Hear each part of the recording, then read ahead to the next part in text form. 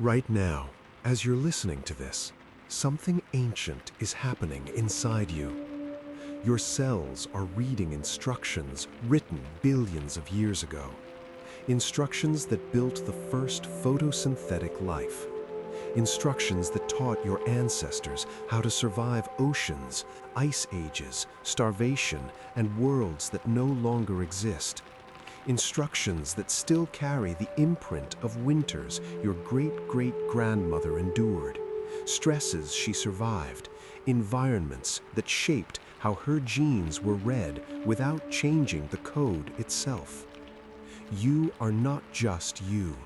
You are an archive, a living library of every survival, every adaptation, every mutation that didn't end the story. Hello, and welcome to the 67 Sleepy Facts channel.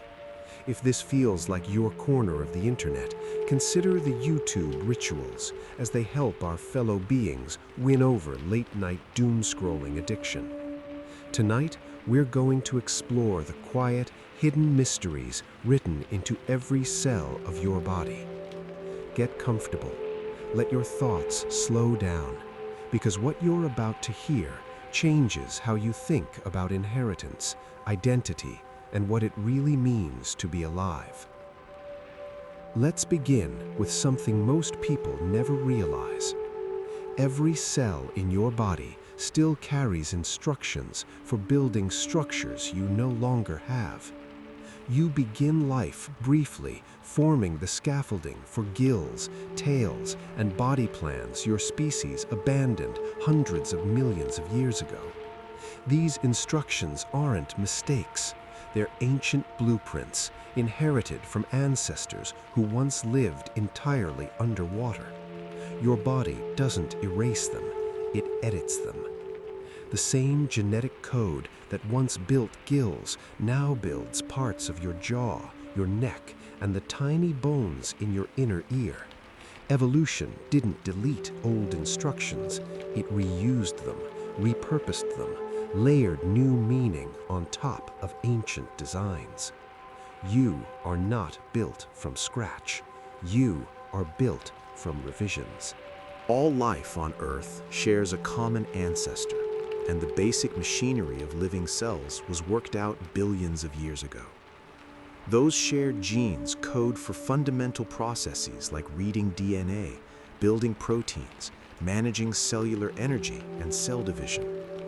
Life solved these problems once, and every living thing has been using variations of the same solutions ever since, the same genetic language with different sentences. But here's where it gets stranger. Scattered throughout your genome, making up about 8% of your total DNA, are sequences that came from viruses.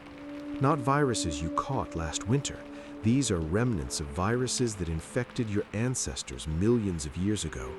Retroviruses that inserted their genetic material into egg or sperm cells and became permanent passengers in the human lineage. These sequences, called endogenous retroviruses, are molecular fossils. Many are broken and inactive now, but some have been co-opted for useful functions. A gene called syncytin, derived from an ancient retroviral infection, is now essential for forming the placenta during pregnancy. Without that viral gene, mammalian live birth as we know it might not be possible. You are part virus. We all are. Our genome is a palimpsest, layer upon layer of genetic history, including the remnants of ancient infections. Think about identical twins for a moment. They start from the same fertilized egg, the same DNA, copied into every cell as that embryo develops. But they're not truly genetically identical, not completely. From the very beginning, tiny random errors occur during DNA replication, mutations that appear in some cells but not others. These somatic mutations accumulate differently in each twin. More significantly, there's the epigenome, the layer of chemical modifications on top of DNA that controls which genes are turned on and which are silenced. These epigenetic marks can differ between twins even before birth, influenced by slight differences in position in the womb, in nutrient supply, in countless small environmental factors. As twins age, their epigenomes diverge more and more. One twin might have experienced more sun exposure, leading to different patterns of gene expression in skin cells. One might have had different illnesses, different diets, different stress levels. By adulthood, identical twins can have hundreds of epigenetic differences. They're more like very similar siblings than true clones. Their DNA sequences started nearly identical, but the annotations, the bookmarks, the underlining, and margin notes that control how that DNA is read, those become increasingly different. For decades, scientists looked at the human genome and found a puzzle. Only about 1 to 2% of our DNA actually codes for proteins, the molecules that do most of the work in cells. The rest was often called junk DNA, dismissed as evolutionary baggage, broken genes, random repetitive sequences, viral debris. But that dismissal was premature. We now know much of that non-coding DNA serves crucial regulatory functions. Some regions act as switches, turning genes on or off in response to developmental or environmental signals. Others work as enhancers, increasing gene expression from a distance, sometimes affecting genes thousands of base pairs away. Still others help organize the three-dimensional structure of chromosomes, bringing distant genes into proximity with their regulatory elements, or keeping them separated. Some non-coding RNAs, transcribed from these regions, regulate gene expression in complex ways we're still mapping out. The genome isn't just a list of protein recipes, it's an intricate regulatory network with feedback loops and conditional logic. What we called junk was often instruction we didn't know how to read yet. Every person on Earth with blue eyes can trace that trait back through their ancestry to one individual who lived somewhere near the Black Sea roughly 6,000 to 10,000 years ago. Before that mutation arose, all humans had brown eyes, the color determined by melanin in the iris.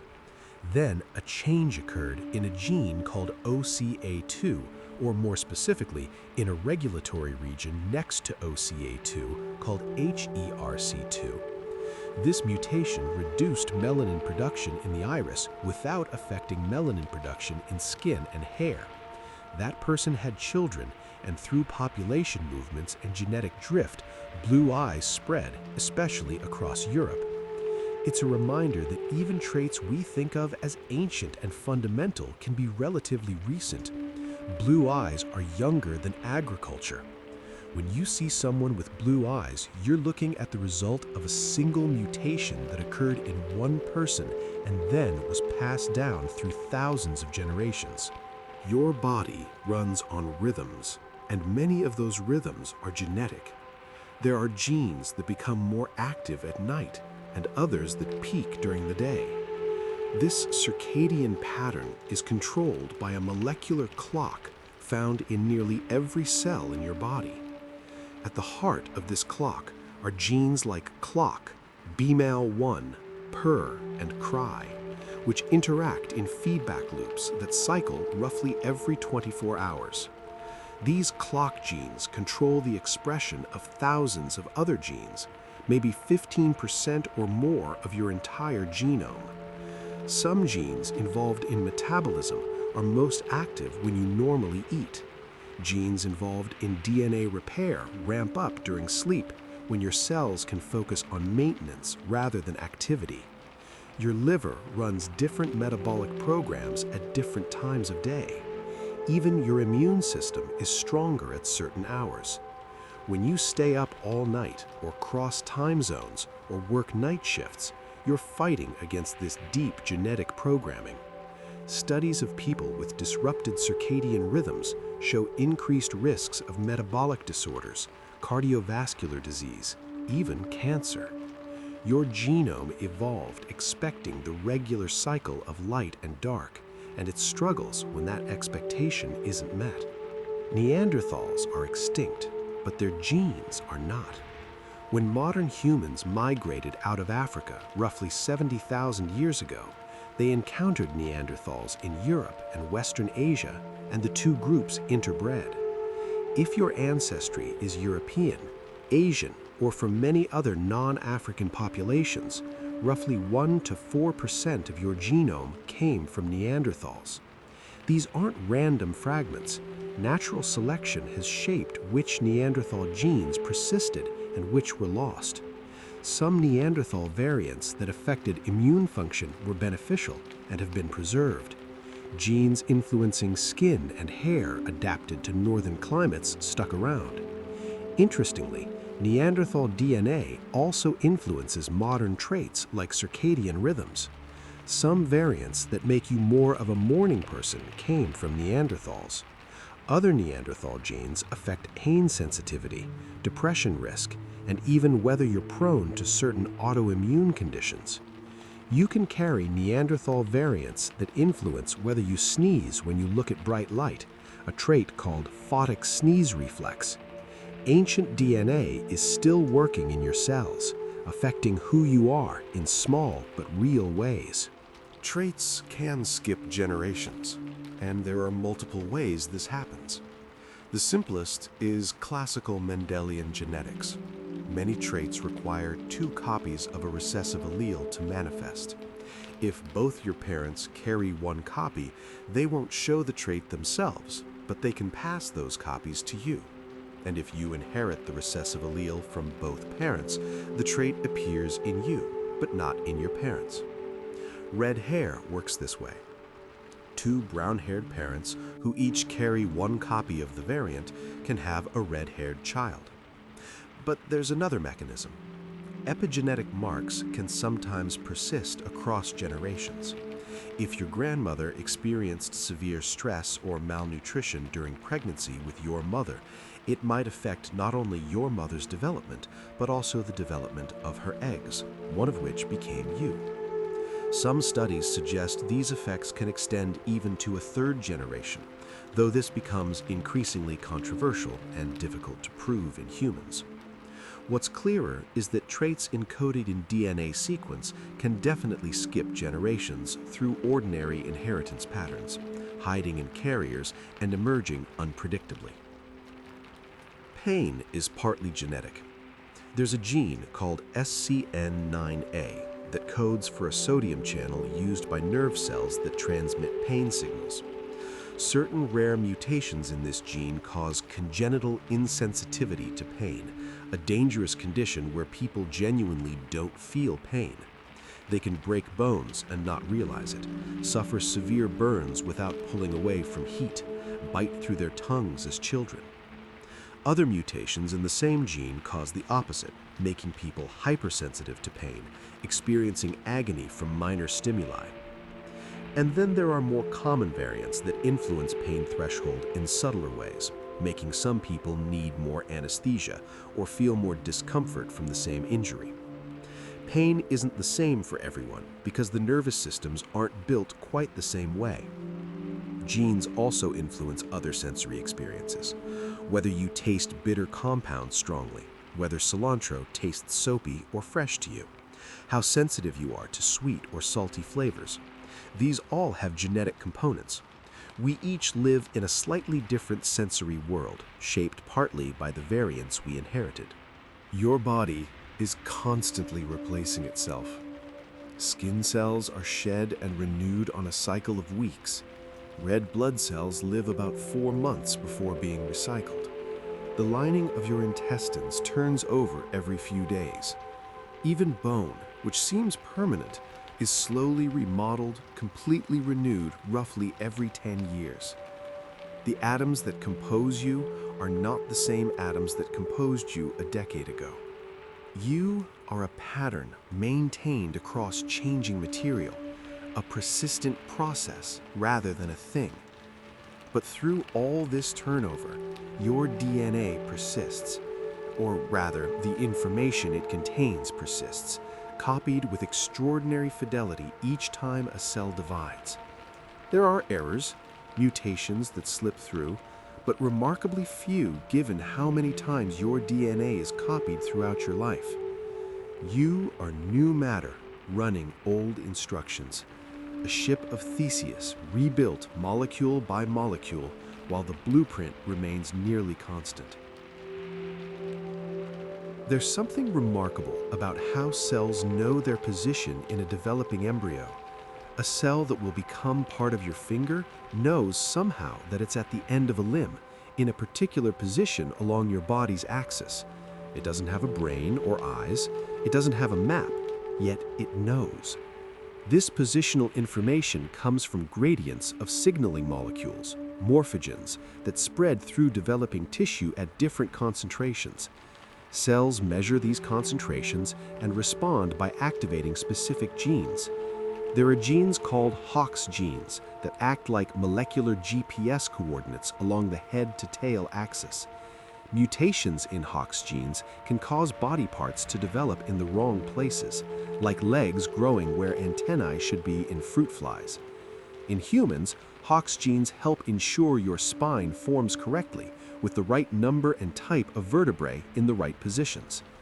Other signaling pathways establish dorsal ventral orientation, front versus back. Cells integrate multiple signals to determine their position in three-dimensional space, and this information is locked in through epigenetic modifications that maintain cellular identity through subsequent divisions. Your body is built by cells following chemical coordinates, turning on the right genes at the right time in the right place. Your ability to digest starch efficiently may depend on how many copies of the amylase gene you have. Populations with high starch diets, like agricultural societies, tend to have more copies of the AMY1 gene that codes for salivary amylase. More copies mean more enzyme production, better starch digestion. Hunter-gatherer populations with lower starch intake often have fewer copies. Your genome adapted to your ancestors' diet, and if your diet now is very different, that mismatch might affect how well you process certain foods. Fingerprints are partly genetic, but not entirely determined by DNA. Identical twins have different fingerprints, even though they share the same genome. The patterns are influenced by random events during development in the womb, pressure and movement of fingers against the amniotic sac, blood flow patterns. Your fingerprints are unique, not because your DNA is unique, but because development involves chance events that DNA doesn't control. They're an example of a trait that's influenced by genes, but not specified by them. Some people lack the ability to smell certain odors due to genetic variants in specific olfactory receptors.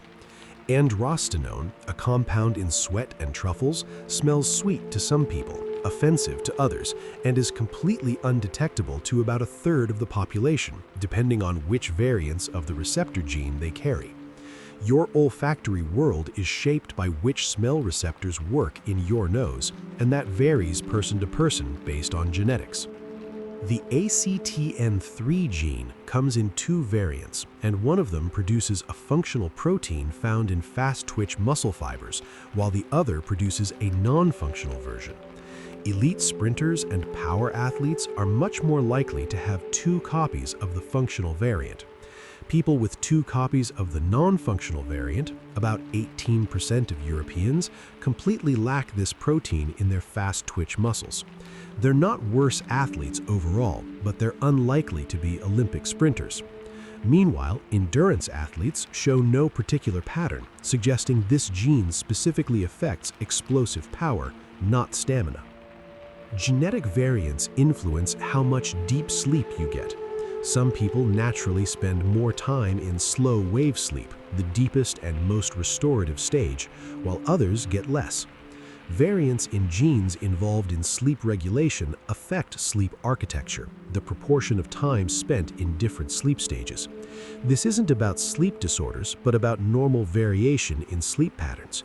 Your ideal sleep might be genuinely different from someone else's because your genes regulate sleep cycles differently.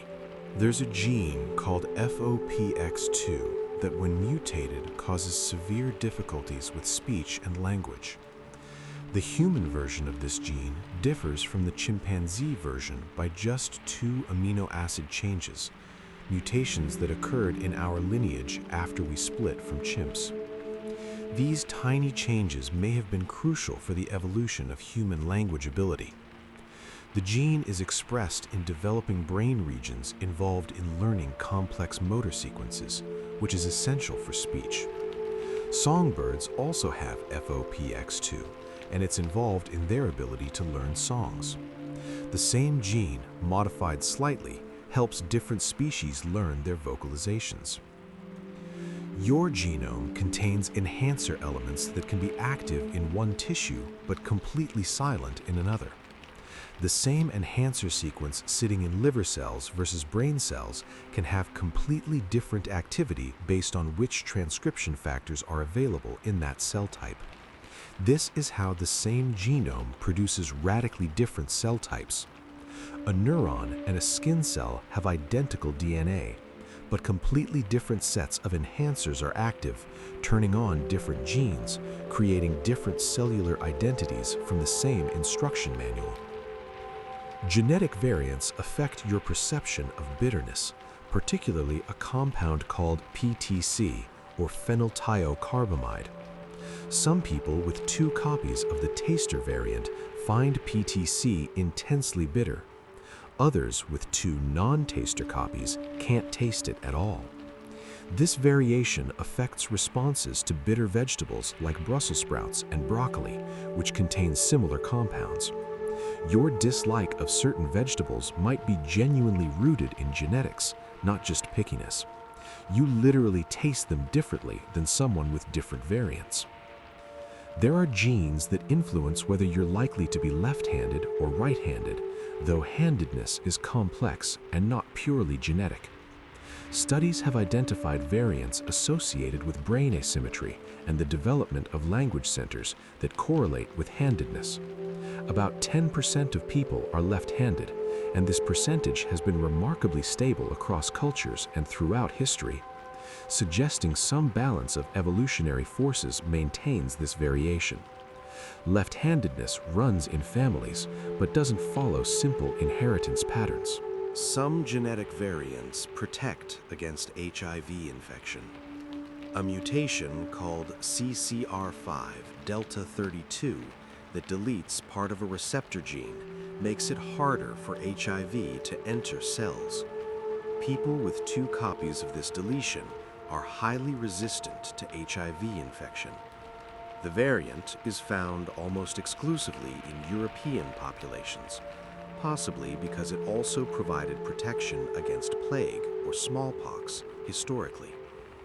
This is why gene therapy approaches for HIV have focused on editing this gene in patients' cells, essentially recreating the protective mutation. Muscle fiber type composition is partly genetic. Everyone has a mix of slow twitch fibers good for endurance and fast twitch fibers good for power and speed, but the proportion varies. Some people are born with more slow twitch fibers and gravitate toward endurance activities. Others have more fast twitch fibers and excel at explosive movements.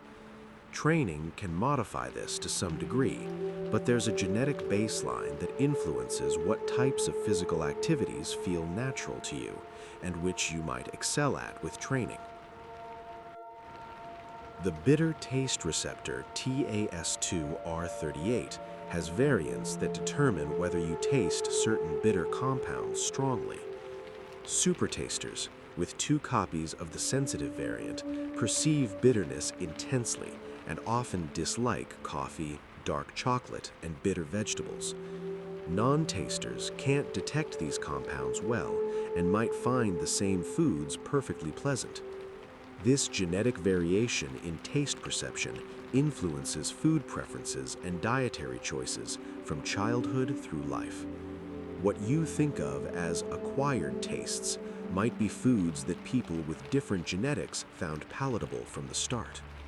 Your DNA methylation patterns change as you age in predictable ways.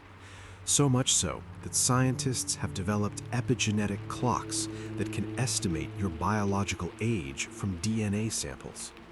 These clocks look at methylation levels at specific sites across the genome.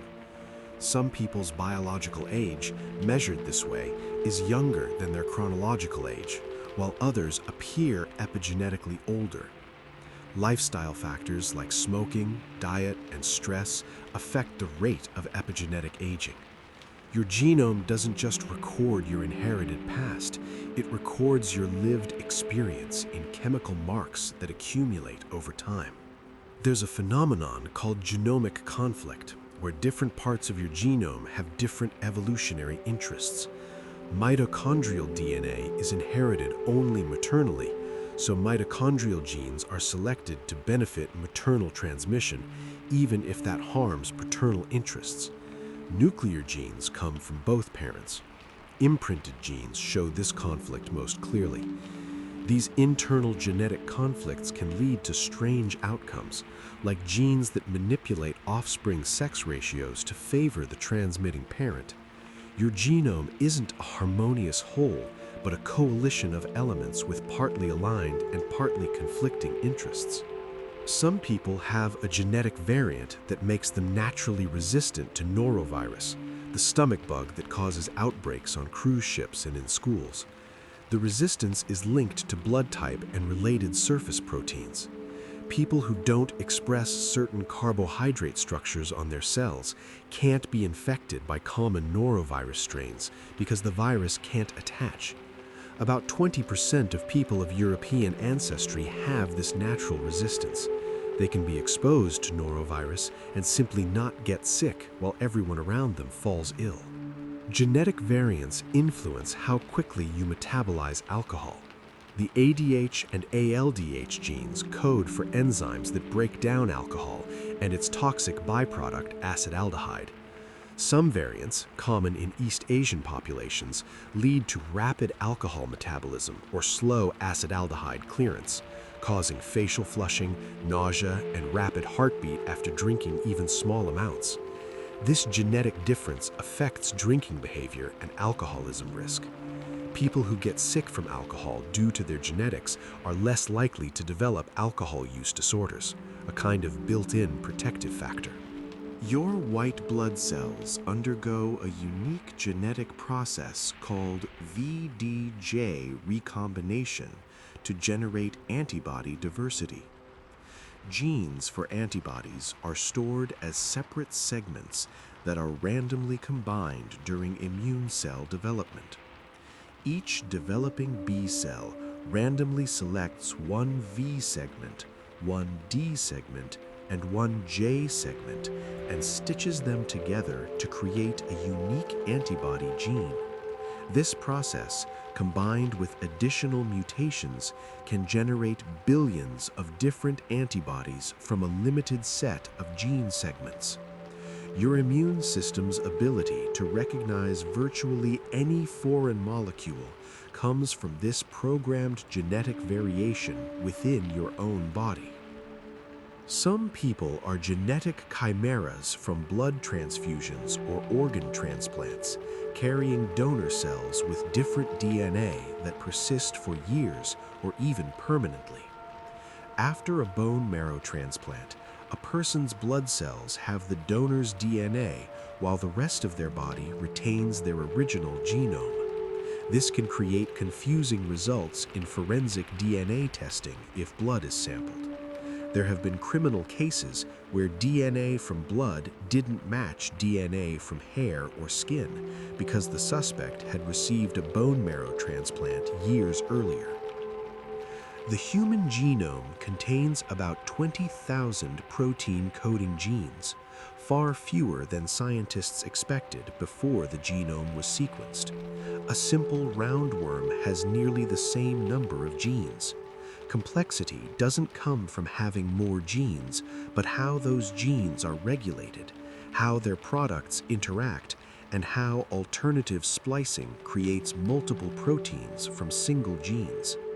Humans aren't more complex because we have more parts, but because we use our parts in more sophisticated ways, with more intricate regulatory networks and more context-dependent gene expression. Genetic variants affect your risk of developing allergies.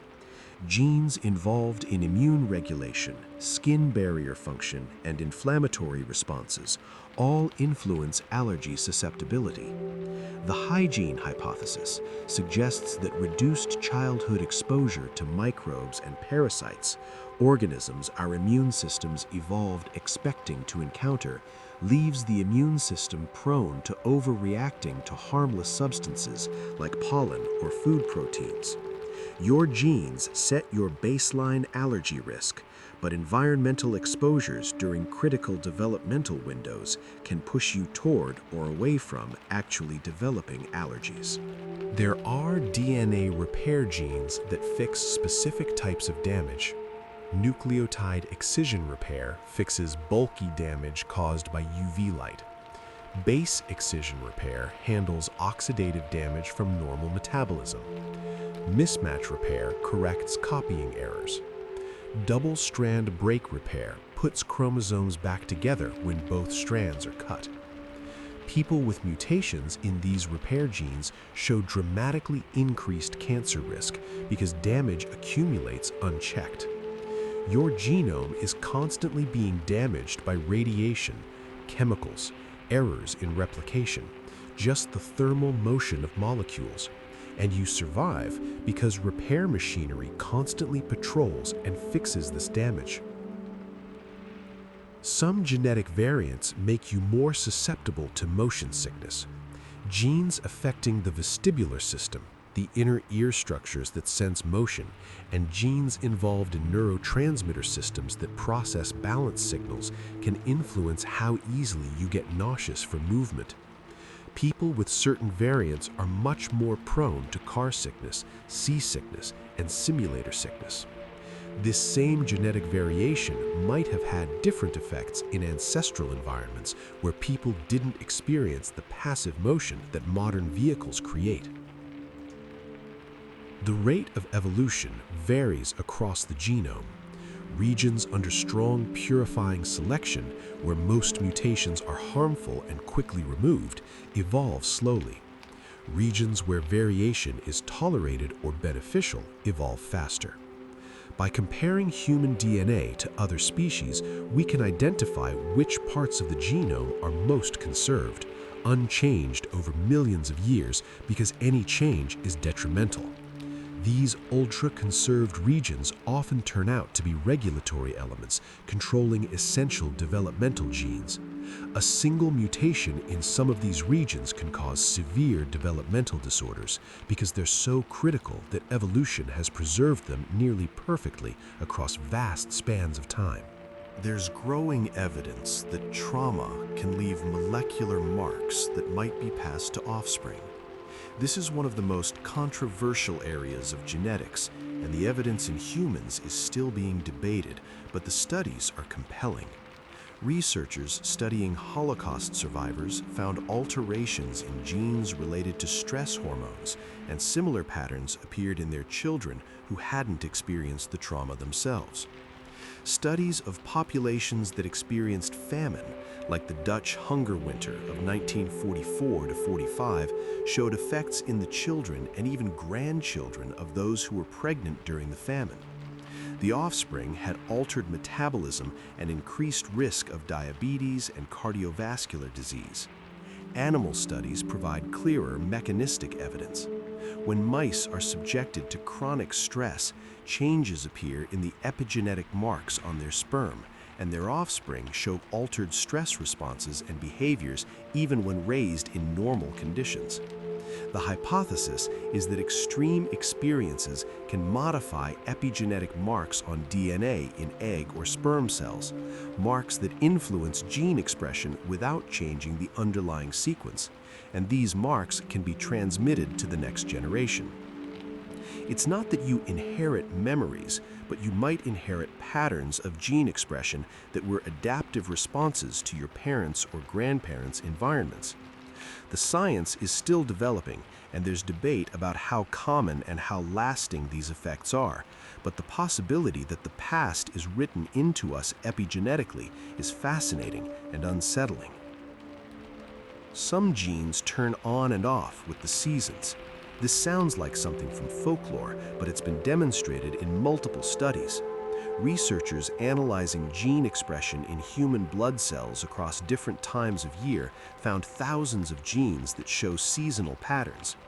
In populations from higher latitudes, where seasonal variation is more extreme, nearly a quarter of genes active in blood cells vary with season. Genes related to immune function tend to be more active in winter, when infectious diseases are more common. Pro-inflammatory genes peak in winter months in European populations, but in the rainy season in tropical populations, following the local pattern of infectious disease. This makes evolutionary sense. Our ancestors faced seasonal challenges, different food availability, different pathogens, different temperatures. Building seasonal responsiveness into gene regulation would have been adaptive. You are not the same organism in December as you are in June, not just psychologically, but molecularly, with different genes more or less active depending on the time of year. Let me tell you about genomic imprinting, one of the stranger features of mammalian genetics.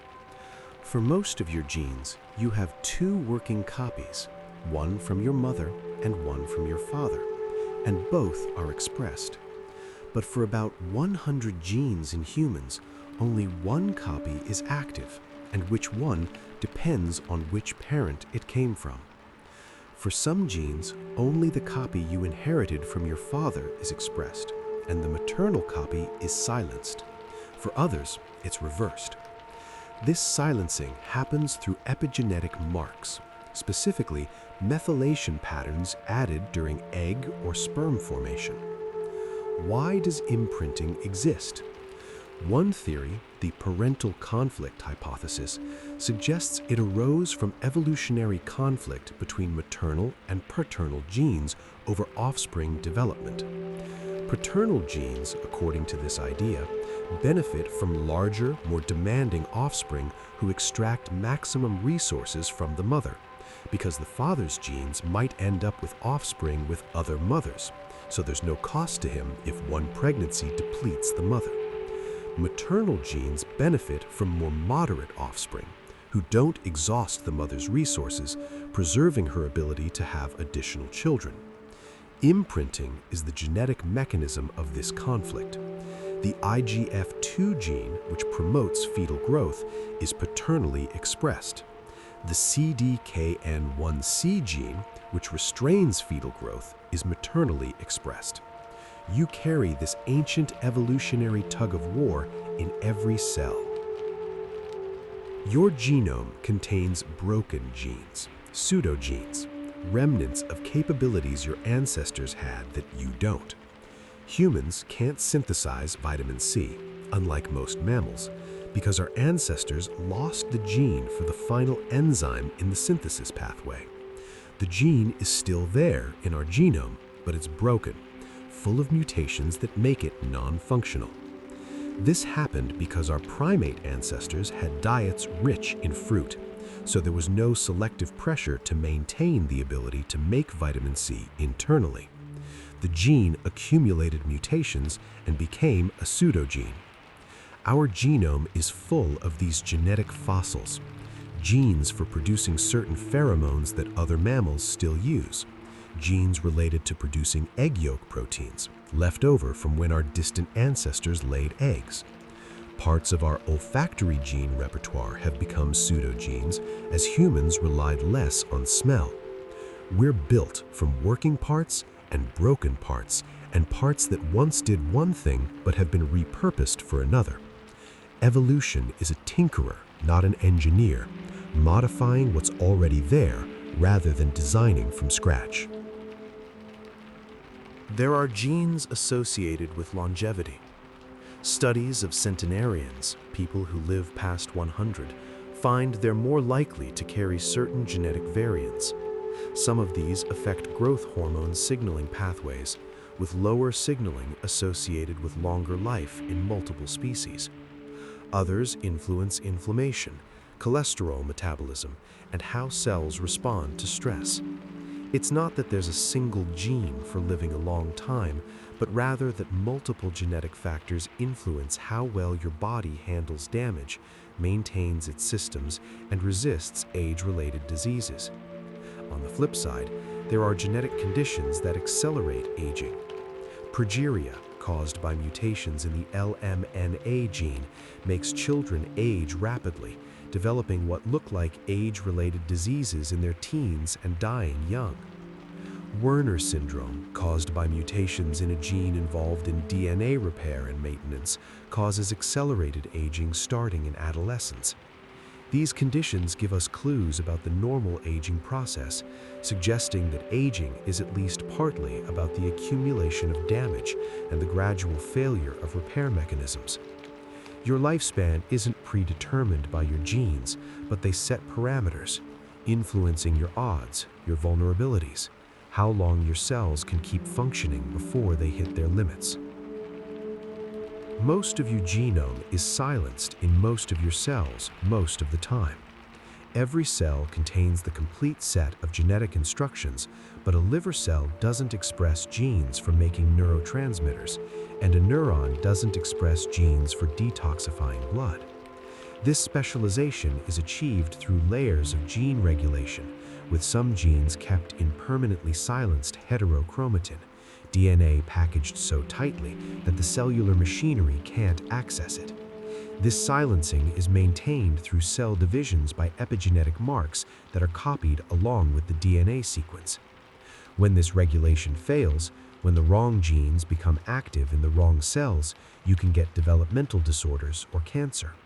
Your identity as a functional organism depends on most of your genome being inaccessible most of the time, with only the specific genes needed for each cell type remaining active. Some people are genetic chimeras, individuals who contain cells with two different sets of DNA. This can happen when two embryos fuse very early in development, creating one individual built from what would have been fraternal twins. It can also happen when a twin that stopped developing is partially absorbed by the surviving twin. Most chimeras never know they are, living completely normal lives. But sometimes chimerism is discovered through genetic testing that shows impossible results. There have been cases of mothers whose children don't genetically match them according to standard tests because the children match DNA from the absorbed twin, present in some tissues but not the blood or cheek cells that were tested. Some chimeras have patches of skin of different colors or eyes of different colors because different cell populations came from different embryonic origins. You could be a chimera and never know it unless you had reason to test multiple tissues.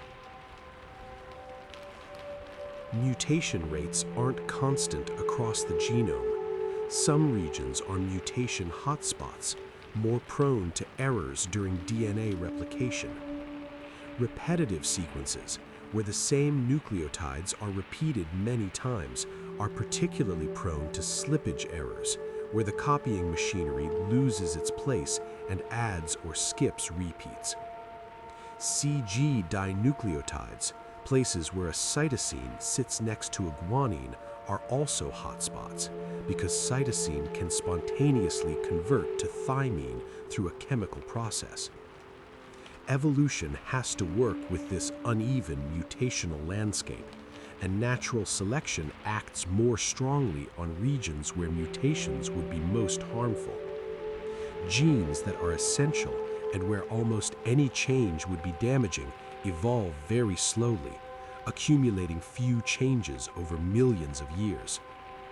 Genes where there's more tolerance for variation, or regions of the genome that don't do much, evolve faster. The human genome is a patchwork of conserved and variable regions, fast-evolving and slow-evolving stretches, shaped by billions of years of mutation and selection. Let's talk about gene dosage. For most genes, you have 2 copies, and having the right number matters. Conditions where you have 3 copies of a chromosome instead of 2, like Down syndrome, which involves an extra copy of chromosome 21, cause significant developmental effects, partly because hundreds of genes are now present in the wrong dosage, throwing off the careful balance of gene expression. Even individual gene duplications or deletions can cause problems if dosage matters for that gene. But sometimes, gene duplication is the raw material for evolution.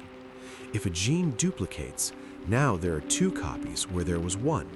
If both copies are needed to maintain the original function, they'll both be conserved. But sometimes, one copy can keep doing the original job while the other copy is free to mutate and potentially evolve a new function. Many gene families arose this way through duplication and divergence. The genes for different color receptors in your eyes, letting you see red and green and blue, evolved from an ancestral gene through duplication events. You can see in color because of ancient copy-paste errors in your ancestors' genomes. There's something called a molecular clock, the observation that neutral mutations, changes that don't help or harm the organism, accumulate at roughly constant rates over time. By comparing DNA sequences between species and counting the differences, we can estimate how long ago they shared a common ancestor. This is how we know humans and chimpanzees diverged roughly 6 to 7 million years ago, or that the common ancestor of all mammals lived over 100 million years ago. The molecular clock isn't perfect. It runs at different rates in different lineages and for different types of DNA, but it's a powerful tool for reconstructing the tree of life. Your genome is a history book, and by comparing it to the genomes of other species, we can trace back the branching paths of descent that connect all living things. Mitochondria have their own DNA, separate from the DNA in your cell nucleus. This makes sense because mitochondria were once free-living bacteria that were engulfed by an ancestral cell in an event that happened perhaps 2 billion years ago. That partnership was so successful that mitochondria have been part of complex cells ever since, producing the energy that powers cellular processes. Mitochondrial DNA is tiny, only about 16,000 base pairs, compared to over 3 billion in nuclear DNA, encoding just 37 genes. Most of the genes originally in the bacterial ancestor have been lost or transferred to the nuclear genome over evolutionary time. But those remaining mitochondrial genes are essential, mostly coding for parts of the cellular respiration machinery. Mitochondrial DNA is inherited only from your mother, passed down through the egg, and it mutates faster than nuclear DNA because it's exposed to more damaging reactive oxygen species produced during energy generation. Because of maternal inheritance, you can trace your direct maternal line back through mitochondrial DNA, following an unbroken chain of mothers stretching back thousands of generations. Telomeres are repetitive DNA sequences at the ends of chromosomes that act like protective caps, preventing the chromosome ends from being recognized as broken DNA. Every time a cell divides, telomeres get a little shorter because the DNA replication machinery can't quite copy to the very end of a linear chromosome. After enough divisions, telomeres become critically short and the cell stops dividing, enters senescence, or dies. This is one of the mechanisms limiting how many times cells can divide, sometimes called the Hayflick limit. Telomere shortening is a cellular clock, and it's been implicated in aging. Cells that need to divide indefinitely, like stem cells and germ cells, express an enzyme called telomerase that rebuilds telomeres. But most adult cells have little or no telomerase activity. Cancer cells often reactivate telomerase, allowing them to divide without limit. There's been interest in telomeres as a target for anti-aging interventions, but it's complicated because artificially maintaining telomeres could also increase cancer risk. Gene therapy, the idea of fixing genetic diseases by repairing or replacing faulty genes, has moved from science fiction to reality over the past couple of decades. There are now approved gene therapies for certain inherited blindness, where a working copy of a gene is delivered to retinal cells using a modified virus as a vector. There are therapies for some forms of severe combined immunodeficiency, where a functional gene is added to a patient's blood stem cells. The technology is still limited and expensive, and it works better for some types of genetic disorders than others, but it represents a fundamental shift in medicine. Instead of treating symptoms, we're starting to be able to correct the underlying genetic cause. CRISPR gene editing has opened up new possibilities, allowing more precise changes to DNA sequences. We're in the early stages of being able to rewrite the code. Not all of your DNA is human. Your body contains trillions of bacterial cells, mostly in your gut, and their collective genomes, the microbiome, outnumber your human genes by perhaps 100 to 1. These bacteria aren't just passengers. They help digest food, synthesize vitamins, train your immune system, even produce neurotransmitters that affect your brain and behavior. The composition of your microbiome is influenced by your diet, your environment, medications you take, and yes, partly by your human genes. Your genome influences which bacteria can colonize your gut, and those bacteria, in turn, influence your health in ways we're only beginning to understand. You're not a single organism, but an ecosystem, a collection of species with different genomes, all influencing each other. Some genetic variants are maintained in populations because heterozygotes, people with one copy of a variant and one copy of the normal allele, have an advantage. The classic example is sickle cell trait. Having two copies of the sickle cell variant causes sickle cell disease, a serious condition where red blood cells deform and can't carry oxygen efficiently. But having one copy provides resistance to malaria, which was a huge selective advantage in regions where malaria was common. The heterozygote advantage maintained both versions of the gene in the population. There are other examples. Variations in the CFTR gene that in two copies cause cystic fibrosis may provide some protection against cholera or typhoid in one copy. This is a reminder that variants we think of as disease mutations might persist because they had benefits in certain contexts or genetic backgrounds. Horizontal gene transfer, the movement of genes between organisms outside of normal reproduction, is common in bacteria and is one reason antibiotic resistance spreads so quickly. Bacteria can swap plasmids, little circles of DNA carrying useful genes. But horizontal gene transfer also happens in more complex organisms, though much more rarely. Your genome contains genes that appear to have been acquired from bacteria over evolutionary time, possibly through viral intermediates. Some of these horizontally transferred genes are actually expressed and functional in humans. The boundaries between species are a bit more porous than we used to think, at least over evolutionary time. Cancer is a genetic disease, but usually not an inherited one. Most cancers arise from mutations that accumulate in cells over a lifetime. These are somatic mutations occurring in body cells, not inherited from parents. It typically takes multiple mutations in specific combinations to turn a normal cell into a cancer cell. Mutations that inactivate tumor suppressor genes, mutations that activate growth-promoting oncogenes, mutations that allow cells to evade normal growth controls and death signals. Every cancer is genetically unique, a new combination of mutations. This is why cancer is hard to treat and why targeted therapies work for some patients but not others. A few cancers do have strong inherited components, like BRCA mutations that greatly increase breast and ovarian cancer risk, but these account for a small fraction of total cancer cases. Most of the time, cancer is bad genetic luck, the result of random mutations accumulating in the right-wrong combination.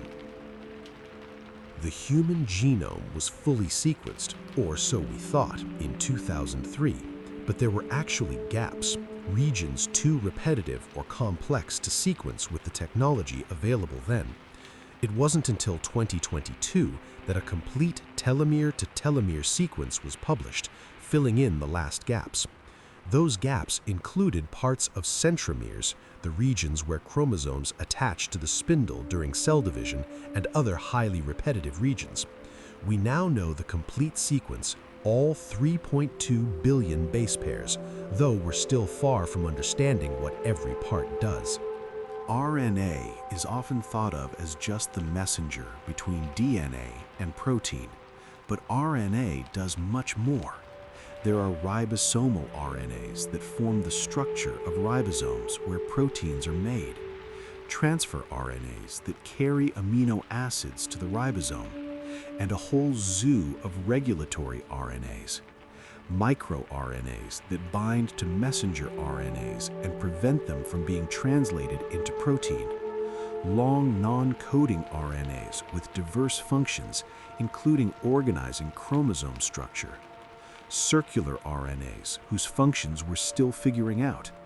The genome encodes not just proteins, but an elaborate RNA regulatory network that controls which proteins get made, when, and in what amounts. RNA is an active player in gene regulation, not just a passive carrier of information. Alternative splicing means one gene can produce multiple proteins. Genes in complex organisms are made of exons, coding sequences, separated by introns, non-coding sequences, that are removed during RNA processing. Different exons can be included or excluded or joined in different orders to produce different messenger RNAs from the same gene. This means the roughly 20,000 protein-coding genes in the human genome can produce far more than 20,000 proteins, maybe upwards of 100,000 different proteins through different splicing patterns. Alternative splicing can be tissue-specific, so the same gene produces one version of a protein in the brain and a different version in the heart. It adds a huge layer of complexity and flexibility to the genome. Genetic variation is the raw material for evolution, but most mutations are neutral, neither helping nor harming the organism. Some are harmful and are quickly removed by natural selection. A very few are beneficial in the current environment and may increase in frequency. But what's beneficial depends entirely on context. A variant that's advantageous in one environment might be neutral or harmful in another. The sickle cell variant is beneficial where malaria is common, harmful where it's not. Genes that helped our ancestors store fat efficiently, an advantage during times of unpredictable food supply, may contribute to obesity in modern environments of constant food abundance. Your genome was shaped by the environments your ancestors lived in, not the environment you live in, and that mismatch can have consequences. There are selfish genetic elements, stretches of DNA that propagate themselves through the genome even if they're neutral or slightly harmful to the organism. Transposons, or jumping genes, can copy themselves and insert into new locations. Nearly half the human genome consists of transposon-derived sequences, though most are now inactive, broken by mutations. When active, transposons can cause mutations by inserting into important genes. But they've also contributed to evolution by occasionally shuffling pieces of genes together in new combinations. Some regulatory elements in the genome started as transposons that were then co-opted for useful functions. Evolution works with whatever variation arises, including selfish genetic elements. Sex determination in humans depends on the presence or absence of the Y chromosome, which carries the SRY gene that triggers male development. But in other species, sex determination works differently. In birds, females are the ones with two different sex chromosomes. In some reptiles, sex is determined by temperature during egg incubation, not by chromosomes at all. In clownfish, individuals can change sex depending on social circumstances. The mechanisms of sex determination are surprisingly diverse across the tree of life, a reminder that there's no single way biology solves fundamental problems. Genetic counseling helps people understand their risks of inherited conditions. If you have a family history of a genetic disorder, counselors can help you understand the inheritance pattern, your chances of carrying or passing on a mutation, and what testing options are available. With advances in genetic testing, it's now possible to screen for thousands of conditions, but this creates its own challenges. How do you interpret a variant of unknown significance, a change in a gene where we don't know if it's harmful or benign? How do you make decisions based on probabilistic information? The science has advanced faster than our frameworks for thinking about genetic risk and choice. Pharmacogenetics is the study of how genetic variation affects drug response. Some people metabolize certain drugs faster or slower based on variants in liver enzyme genes, meaning they need different doses to get the same effect or experience different side effects. In some cases, genetic variants determine whether a drug will work at all. Before prescribing certain cancer drugs, doctors now test the patient's tumor for specific mutations to see if the drug is likely to be effective. Medicine is slowly moving toward being more personalized, tailored to an individual's genetic makeup, though we're still in the early stages of this transition. There's something called genetic drift, random changes in gene frequencies, especially in small populations. If a population goes through a bottleneck, a drastic reduction in size, rare alleles can be lost just by chance, or can become much more common if they happen to be present in the survivors. The human population went through a severe bottleneck at some point, maybe 70,000 years ago, possibly due to a massive volcanic eruption that caused environmental catastrophe. We're all descended from a relatively small group of survivors, which is part of why humans have less genetic diversity than you might expect for a species this widespread and numerous. Chimps, despite much smaller populations, have more genetic diversity than humans. We're all fairly closely related. Genetic load refers to the burden of deleterious mutations in a population. Every individual carries some harmful mutations, variants that reduce fitness at least slightly. In small populations or in cases of inbreeding, genetic load can increase because harmful recessive alleles are more likely to appear in pairs, actually causing problems. This is part of why conservation genetics worries about endangered species with small populations. They can enter what's called an extinction vortex, where small population size leads to inbreeding, which increases genetic problems, which further reduces population size. Maintaining genetic diversity is crucial for population health. Convergent evolution is when similar traits evolve separately in different lineages facing similar challenges. Flight evolved separately in insects, birds, bats, and pterosaurs. Eyes evolved independently dozens of times. At the genetic level, sometimes convergent evolution happens through changes in the same genes, other times through changes in completely different genes that affect the same biological pathway.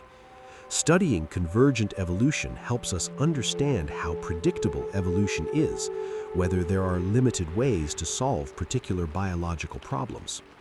Epigenetics literally means above genetics, and it refers to changes in gene expression that don't involve changes in DNA sequence. We've talked about DNA methylation and histone modifications. These marks are added and removed by enzymes in response to developmental signals and environmental inputs. They're more flexible than DNA sequence, allowing cells to respond to changing conditions. But they're also more stable than just the presence or absence of a transcription factor. They're information storage at a different timescale than DNA mutation. Some epigenetic marks can persist through cell divisions, providing a form of cellular memory. Whether and how much epigenetic information is transmitted across generations is still being worked out, but within an individual's lifetime, epigenetics is crucial for development, health, and disease. Your genome contains regulatory elements that can affect genes millions of base pairs away through the three-dimensional folding of chromosomes. DNA isn't just a linear string in the nucleus. It's organized into loops and domains, and this organization brings distant elements into physical proximity. An enhancer on one part of a chromosome can loop around to interact with a gene far away in sequence, but close in space. Mutations that disrupt this three-dimensional organization can cause disease even if they don't affect any gene sequence directly. We're still mapping out how genomes fold and how that folding is regulated and what it means for gene expression. There are imprinted genes where the parent of origin matters, and we talked about that, but there are also regions of the genome with parent of origin effects that aren't classic imprinting. Maternal effect genes are expressed in the mother and produce products that are deposited in the egg and affect early embryo development. So the embryo's phenotype depends on the mother's genotype, even for genes the embryo inherited from the father. Paternal effects are also possible, where the father's environment affects his sperm in ways that influence offspring, possibly through epigenetic mechanisms. Inheritance is more complex than just DNA sequence passing from parent to child. Let's talk about pleiotropy, where one gene affects multiple traits. The gene that causes phenylketonuria, if mutated, PKU, normally codes for an enzyme that breaks down the amino acid phenylalanine. When it doesn't work, phenylalanine builds up and causes intellectual disability if untreated. But that same gene, in its normal form, affects multiple aspects of metabolism. One gene, multiple effects. Most genes are pleiotropic to some degree. This makes evolution complicated because a mutation that's beneficial for one trait might be harmful for another, and selection has to balance these trade-offs. Some people have extra copies of genes that help them survive in particular environments. Tibetans have variants in genes related to oxygen sensing that help them thrive at high altitude where oxygen is scarce. These variants change how their bodies respond to hypoxia, allowing them to maintain normal oxygen levels in their blood and avoid the altitude sickness that affects people from lowland populations. The Bajau people of Southeast Asia, who spend much of their lives diving for food, have been found to have larger spleens on average, possibly related to genetic adaptations that improve diving ability. Your genome reflects the specific challenges your ancestors faced. There are genes that affect behavior in ways we're only beginning to map. The FOPX2 gene is involved in language ability. Mutations in this gene cause severe speech and language difficulties. The gene exists in other species, but the human version has accumulated changes since we split from chimpanzees, changes that may be related to the evolution of language. Genes like MAOA influence impulsivity and aggression, though the effects are small and context-dependent. The genetics of behavior is incredibly complex, involving thousands of genes, each with tiny effects, interacting with each other and with environment. We're far from being able to predict personality or capability from DNA, and we may never get there given how much depends on development and experience. Copy number variants are places where people differ in how many copies of a particular DNA sequence they have. Rather than everyone having 2 copies of every gene, some regions of the genome vary in copy number between individuals. Some copy number variants are common and benign. Others are rare and associated with developmental disorders. The discovery that this type of variation was widespread changed our understanding of human genetic diversity. We're not just different at individual base pairs, we differ in larger scale duplications and deletions. Genetic mosaicism is when different cells in your body have different genotypes. We mentioned chimerism, where the different cells came from different embryos, but mosaicism can also arise from mutations during development. A mutation that occurs in an early embryonic cell will be present in all descendants of that cell, creating a patch of tissue with a different genotype. If the mutation occurs very early, it might be present in a large fraction of the body. If it occurs later, it might affect only a small region. Some genetic diseases show mosaicism, where only some cells carry the disease mutation, sometimes leading to milder symptoms. We're all mosaics to some degree, carrying somatic mutations that arose during development or over our lifetimes. The major histocomplexity complex, or MHC, is a cluster of genes involved in immune recognition. These genes are the most variable in the human genome, with hundreds of variants at some positions. This variation is maintained by balancing selection, because having rare MHC variants protects you against diseases that have adapted to common variants.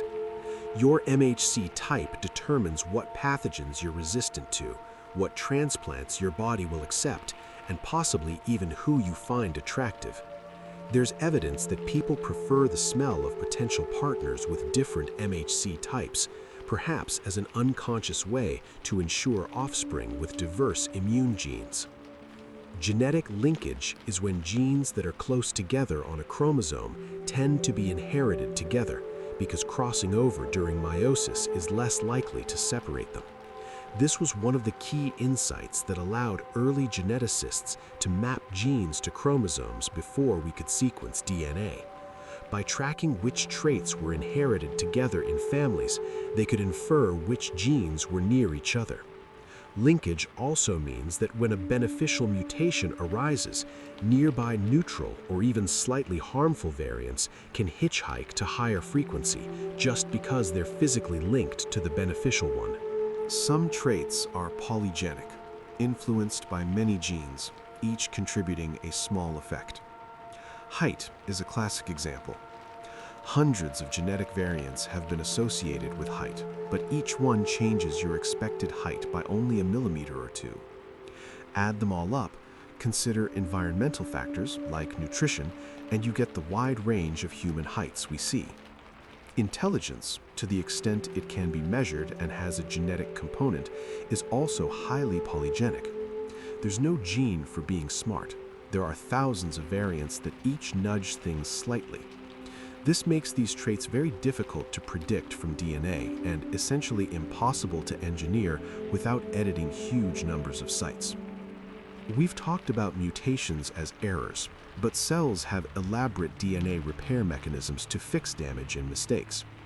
There are enzymes that constantly patrol DNA looking for errors and damage. Mismatched base pairs are corrected, damaged bases are cut out and replaced. Double strand breaks are repaired. When these repair systems fail or are overwhelmed, mutations accumulate, which is part of what happens in aging and in cancer. Some cancer treatments work by damaging DNA, overwhelming cancer cells' repair machinery. The fact that your genome stays relatively stable despite constant chemical damage and billions of cell divisions is a testament to how good these repair systems are. Gene expression can be stochastic, random, even in genetically identical cells in the same environment. Two cells with the same DNA in the same dish can express different amounts of a gene just due to the randomness of molecular interactions. Transcription factors bumping into DNA binding sites RNA polymerase starting transcription. These are all probabilistic events. This stochasticity can be important. It creates variation that might help a population of cells respond to changing conditions. Some cells in a bacterial colony might randomly express resistance genes at low levels, allowing them to survive if an antibiotic appears. Randomness is a feature, not just noise. There are genes that protect genome integrity, tumor suppressor genes like TP53, which codes for the p53 protein, often called the guardian of the genome. When DNA damage is detected, p53 can stop cell division to allow time for repair, or, if damage is too severe, trigger cell death. Mutations in TP53 are found in over half of human cancers, because without it, damaged cells keep dividing, accumulating more mutations. Other genes are involved in sensing DNA damage, coordinating repair, maintaining telomeres, ensuring accurate chromosome segregation during division. Your genome is under constant threat, and an elaborate molecular machinery works to protect it.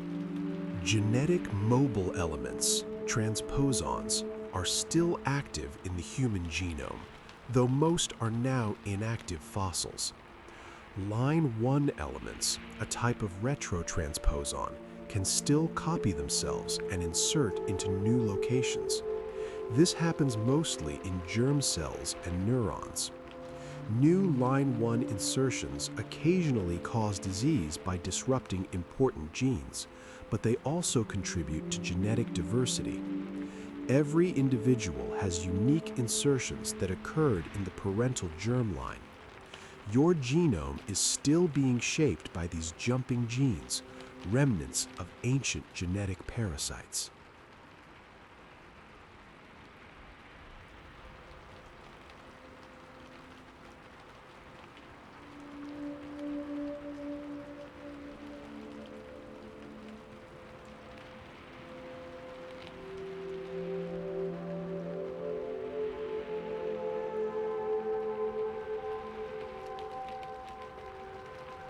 Genetic networks show that genes don't act in isolation. They interact in complex webs. One gene's product regulates other genes, which regulate still others, with feedback loops and crosstalk between pathways. Understanding a gene's function increasingly means understanding its network context, what regulates it and what it regulates. This network view has implications for medicine. A drug that targets one gene might have unexpected effects because that gene is part of a network. Systems biology tries to understand these complex interactions, but it's challenging because the networks are vast and dynamic.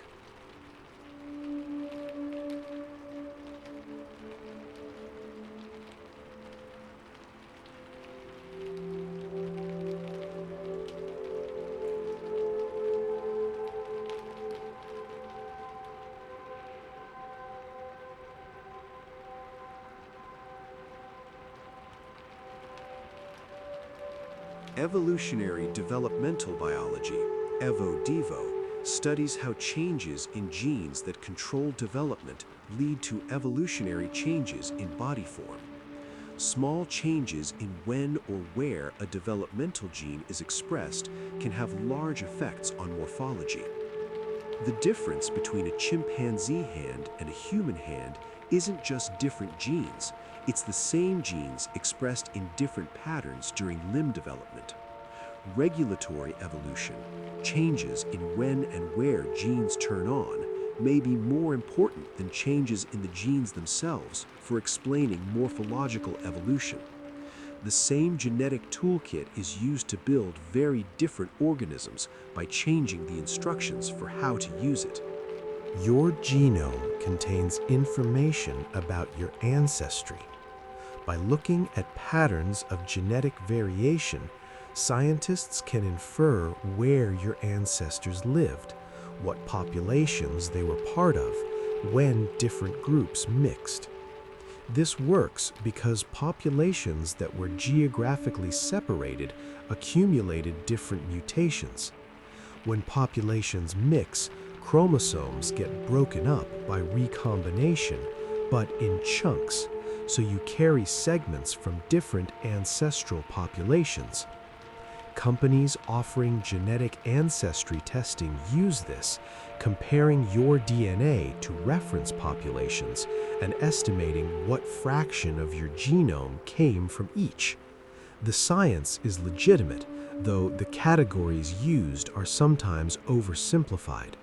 Your DNA is a historical document.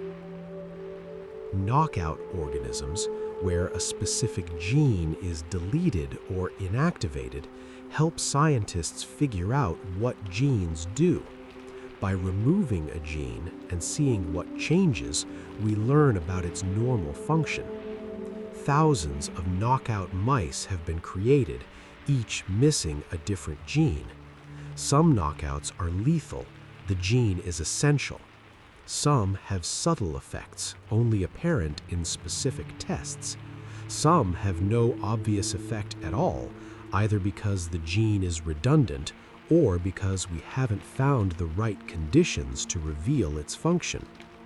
CRISPR has made creating knockouts much easier, not just in mice, but in many organisms, accelerating functional genomics.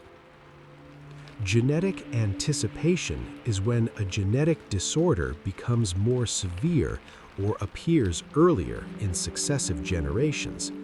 This happens in diseases caused by trinucleotide repeat expansions, where a 3-nucleotide sequence is repeated many times in a gene. Huntington's disease is caused by CAG repeats in the Huntington gene.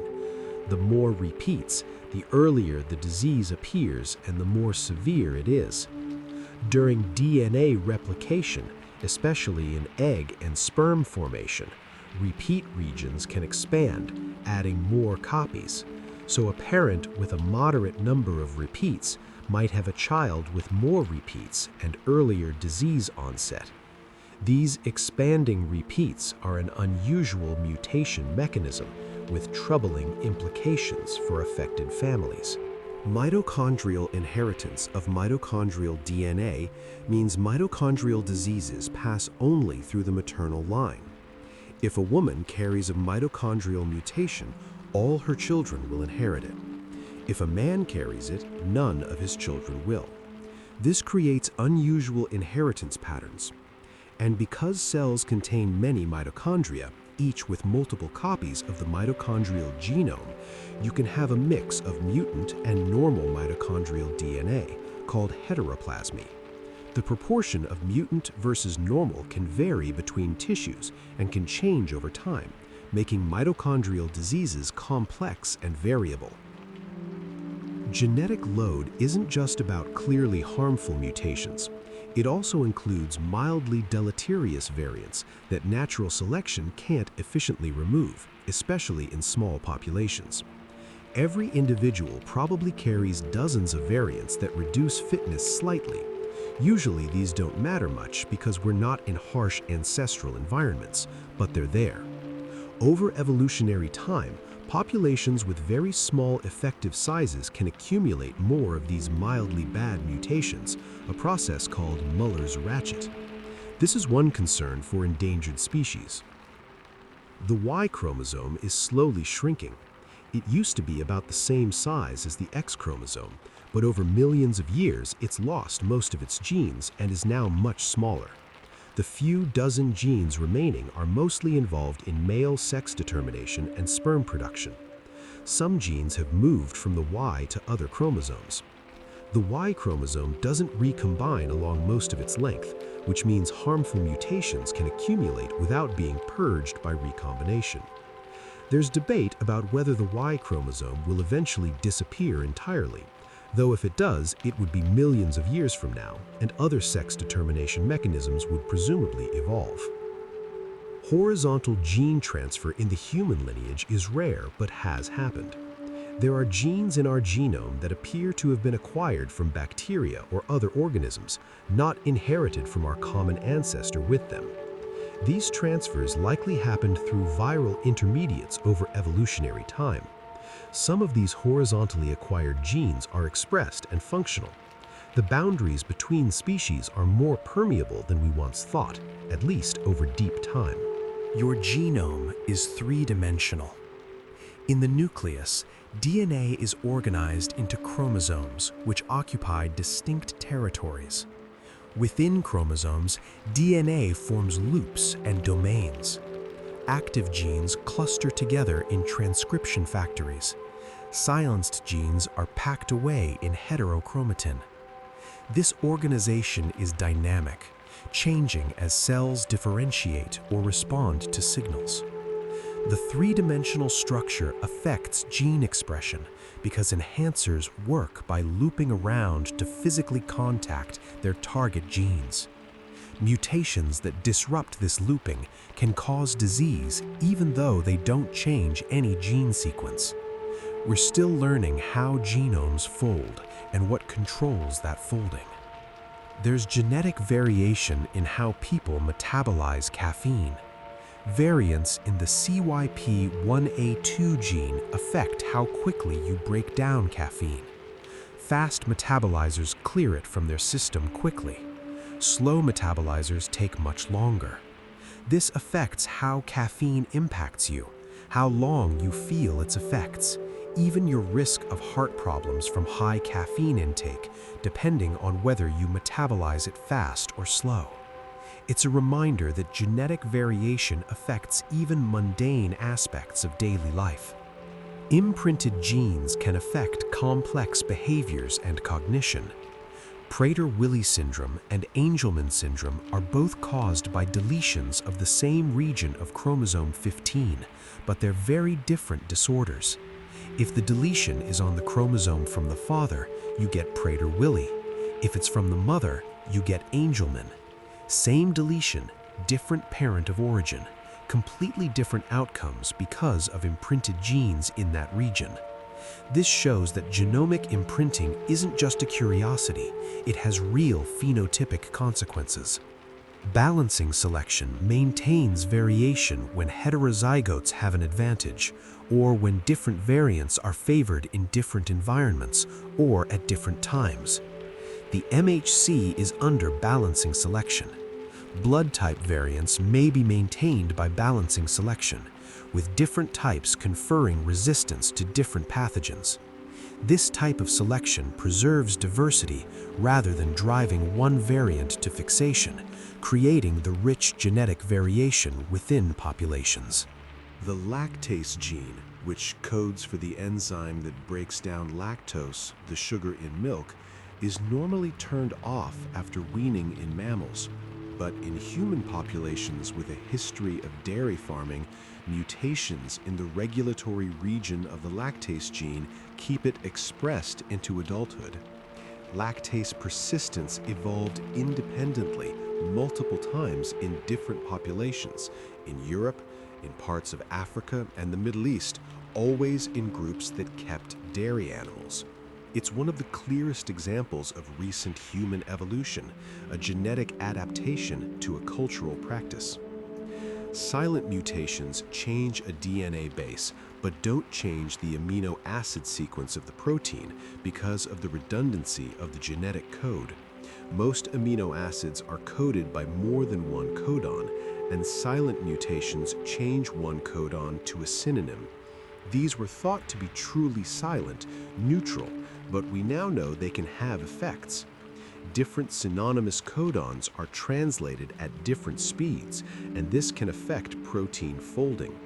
Silent mutations can also affect RNA splicing or stability.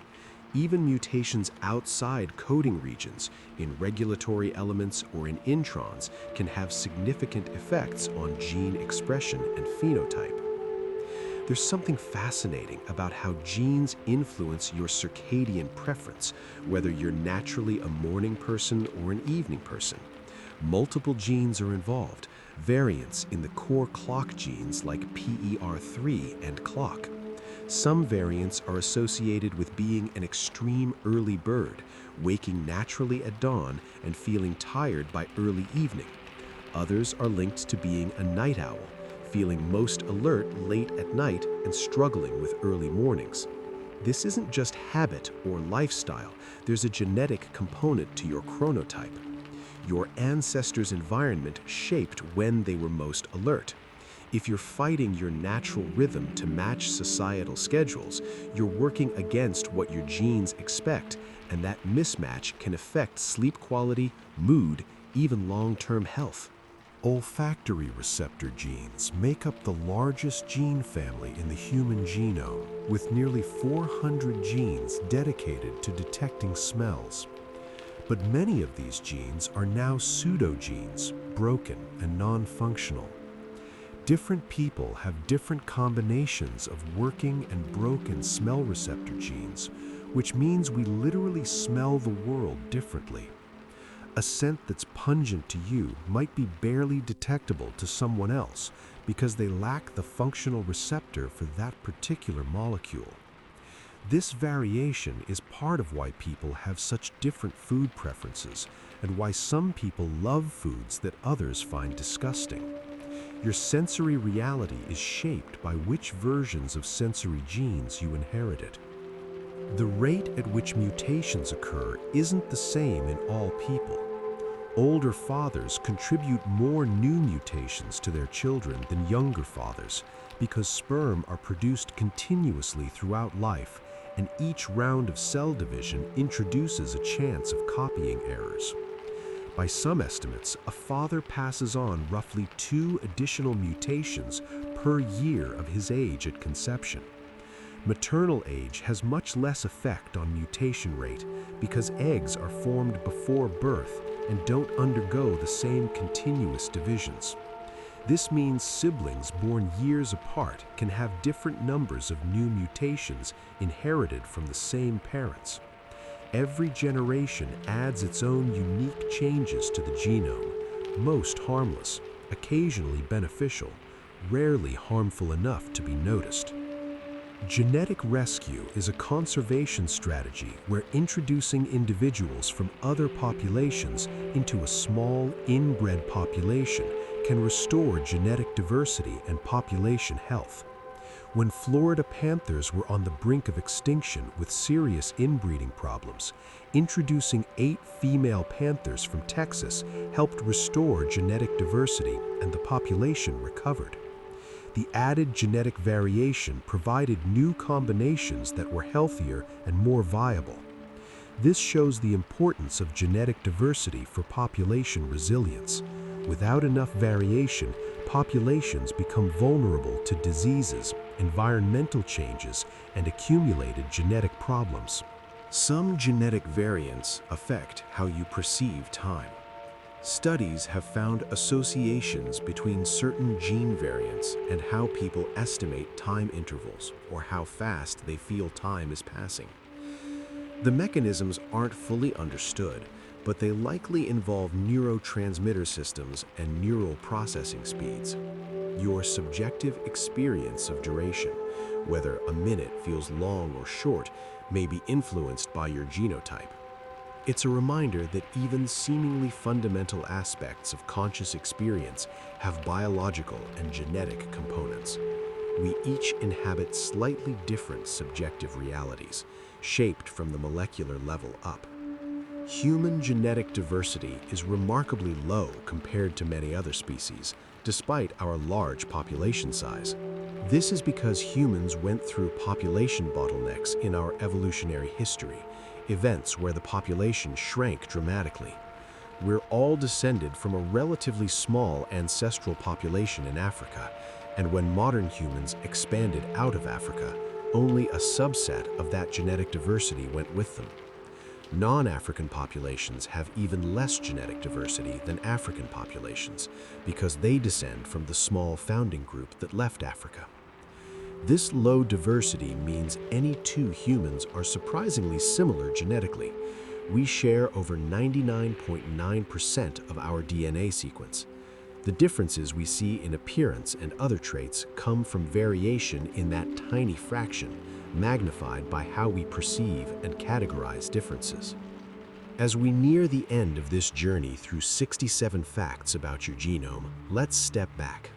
You are an improbable assembly of ancient and recent, conserved and innovative, inherited and unique. Every cell in your body carries the full record, billions of years of evolutionary history, compressed into 3 billion base pairs and folded into a nucleus smaller than you can see.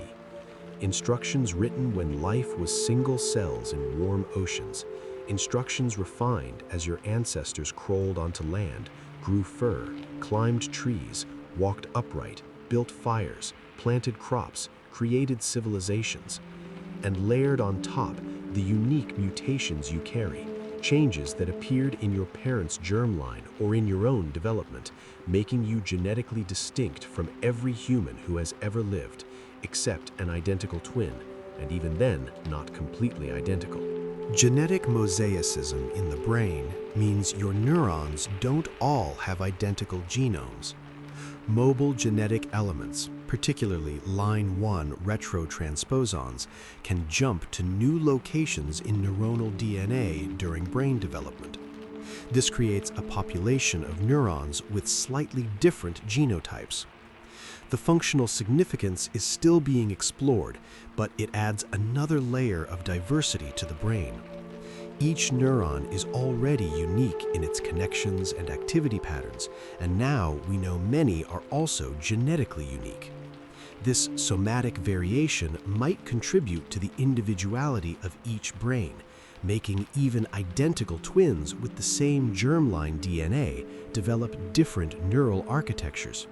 The concept of genetic determinism, the idea that your genes rigidly determine who you are, is fundamentally wrong. Genes provide instructions, but those instructions are interpreted in context. The same genome produces radically different organisms depending on environmental inputs during development. Temperature can determine sex in some reptiles. Nutrition affects which developmental programs activate. Social experiences change gene expression in the brain. Even genetically identical organisms raised in identical environments can differ because of stochastic variation in molecular processes. Your genome is possibility space, not destiny. It sets parameters and tendencies, but within those constraints, there's enormous flexibility. Recombination during meiosis, when egg and sperm cells are formed, shuffles genetic material between your 2 copies of each chromosome. This means each egg or sperm cell you produce contains a unique combination of DNA segments from your maternal and paternal chromosomes. Your children don't inherit intact chromosomes from your parents. They inherit mosaics, pieces from your mother's and father's chromosomes stitched together in new combinations. This recombination is why siblings are so different despite having the same parents. Each sibling is a different genetic lottery draw, a unique combination that has never existed before and will never exist again. The number of possible combinations is astronomical, far more than the number of humans who have ever lived. Genetic architecture refers to how genes contribute to traits, and different traits have different architectures. Some traits, like Huntington's disease, are simple, caused by mutations in a single gene with high penetrance. Others, like height or intelligence, are highly polygenic, influenced by thousands of variants, each with tiny effects. Understanding a trait's genetic architecture matters for prediction and intervention. Monogenic traits are easier to predict from DNA and potentially easier to treat with gene therapy. Polygenic traits are much harder to predict and essentially impossible to engineer without changing huge numbers of sites. The genetic architecture also affects how traits evolve and how they respond to selection. Evolutionary medicine asks why our bodies are vulnerable to disease, approaching health problems from an evolutionary perspective. Some vulnerabilities are trade-offs. Sickle cell disease persists because carriers are resistant to malaria. Our upright posture freed our hands but gave us back problems. Our large brains required difficult childbirth. Other vulnerabilities come from mismatch between our evolved biology and modern environments. We evolved craving sugar and fat because they were rare and valuable, but now they're abundant, and that same drive contributes to obesity and diabetes. Our immune systems evolved in environments full of parasites, and in their absence may overreact, contributing to allergies and autoimmune diseases. Understanding the evolutionary context of our genome helps explain why we get sick. There's something called epistasis, where the effect of one gene depends on other genes. Two genes might have no effect individually, but cause problems in combination, or one gene might mask or modify the effect of another. This makes predicting phenotypes from genotypes even more complicated because you can't just add up effects independently. You have to consider interactions, and the number of possible interactions grows exponentially with the number of genes involved. Epistasis is part of why genetic prediction is so challenging and why identical variants can have different effects in different people with different genetic backgrounds. As we near the end of this journey through 67 facts about your genome, let's step back. You are an improbable assembly of ancient and recent, conserved and innovative, inherited and unique. Every cell in your body carries the full record, billions of years of evolutionary history compressed into 3 billion base pairs and folded into a nucleus smaller than you can see. Instructions written when life was single cells in warm oceans. Instructions refined as your ancestors crawled onto land, grew fur, climbed trees, walked upright, built fires, planted crops, created civilizations, and layered on top the unique mutations you carry, changes that appeared in your parents' germline or in your own development, making you genetically distinct from every human who has ever lived except an identical twin, and even then not completely identical. Your genome is not a blueprint, fixed and deterministic. It's a recipe, a starting point modified by environment, by chance, by the accumulated experiences that shape which genes are read and when. It's a historical archive, preserving the successes and failures of your ancestors. It's a dynamic system, responding to signals, changing expression patterns, maintaining itself through constant repair. It's a community, your human DNA mixed with viral fragments and working alongside the bacterial genomes in your microbiome. It's a conversation between past and present, between what was written long ago and what your cells are reading right now.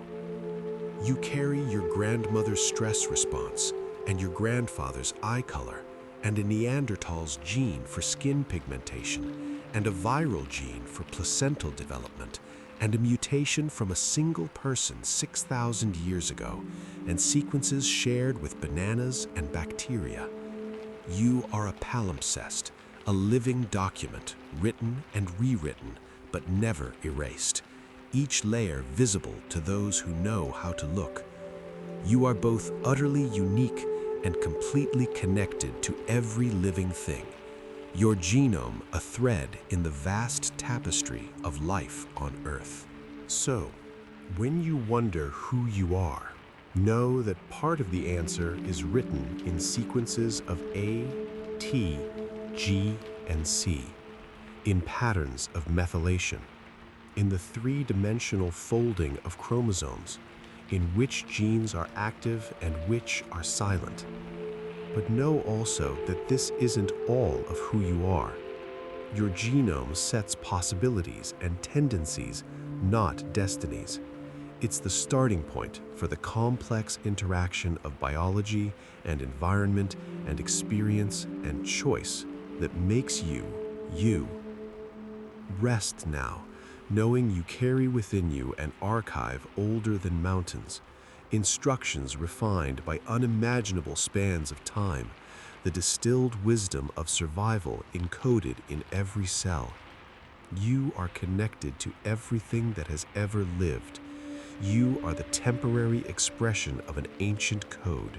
You are both the message and the messenger, carrying forward the story of life, adding your own small verse to the epic that stretches back billions of years and forward into a future you'll help write.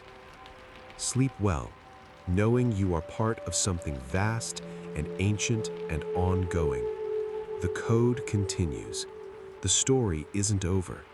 And you are here, now, a living proof that the improbable can become real, that order can emerge from chaos, that complexity can build on simplicity, that life finds a way. Good night.